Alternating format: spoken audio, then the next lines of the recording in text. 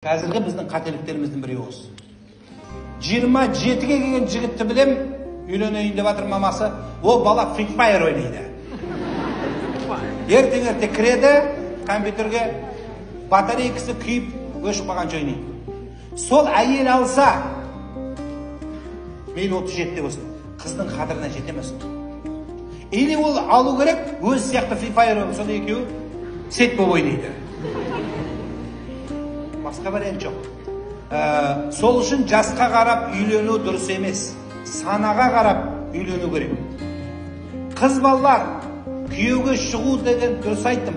Бірақ кішкене жас келгенде анау жас өмірді түсінген кезде емес. Қыз бала 14-15-те де бала келтіруге дайын болуы мүмкін. Бірақ ол ақылмен дайын емес. Енеге дайын емес. Қараңға төбар дейді. Сол көзде сен не істейсің? Сені бүйтіп өсірген семьяңда. Менің қызым, моя доча деп өсірген сені. А сені ана жақта ешкім доча демейді. Сол үшін, соған көтер аласың ба сен? Сен біреудің нәскиін жуа аласың ба? Сен өз киіміңді өзің жуа алмай жүрсің. Еще біреудікін жууға тура келеді. Сондықтан соған бір әйел пайғамбарға келген. Келіп айтыпты. Мен әйел ретінде не нәрсеге дайын болу керек, маған айтыңыз деген екен. Бір қазір ауыр сөз айтам, қараңыз. Дене, мысалы сенің қолың жұмыс істемесе дейді. Мына күйеуіңнің қолы жұмыс істемесе, мына денесіне ірің шықса, біреудің ауру, жара. Соны бүйтіп сорып алып тастауға соған дейін міндеттісің дегенде, мен желкеншекпін оған дайын емеспін дегенде, онда соған дайын болғанда барасың деп айтылады. Демек, бұл жерде мына жауыртпашылықты түсіну керек. Постоянно бүйтіп маникюрмен жүре алмайсың. Мен маникюр, ол жақта маникюрің жүрмейді сенің. Сол сияқты ғой. Сондықтан бала үйлену үшін ертең мына әйелді бағу керек. Аманат, ол жыламау керек. Қазақтың қызы көзінен тамшы тек қана қуаныш жасағу керек. А сен оның аласында құл қып, ешақ қып үйде жұмыс істетсең, ертең содан қандай тұқым келеді? Ол да жақсы біреудің қызы, сені сыйлаған. Біздің бабаларымыз еркекті сондай құрметтеген. Қандай еркек құрмет? Еркек те өзінің орнын еркек қып білген. А қазір біздің еркектер әйел сабақшы, әйел тебетті. Сосын жылап жүрген қыздар. Сол үшін ондай болмасын, сол үшін жасқа қарама.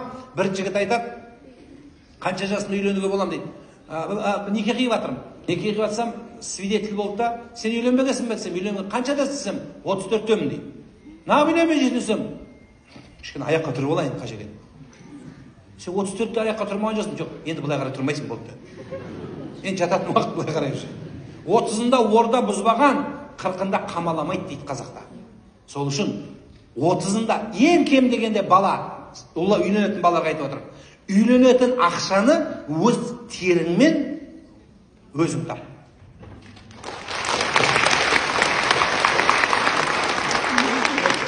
Балаларға шаш өсіруге бола ма? Қандай ұзындықта өсіруге? Нені? Шаш өсіруге. Бұл балаларға шаш өсіруге бола ма? Бұл балаларға шаш өсірмейді жан. Шашыңды өсірсең, анандай деп ойлап қалады бізде. Түркістанда вообще өсіруге болмайды, Түркістан жігіттері, арлы жігіт, төсі бұлай қарай дейді да, сөйлеседі. Шашыңды жұлып қолыңа береді, вообще өспейтін болады. Сондықтан, негізі, бұл баланың шашын өсірген дұрыс емес. Енді ұзақ өсірсе, мынандайғы өсіруге болады. Бүйтетіндер бар ғой, мына жерде өсіріп, қайтаны бүйте беретіндер. Сол, оның өз намазда макрух болады. Өйткені намаз оқып тұрғанда, мына түсіп кетсе, бүйте керек болады да қайта.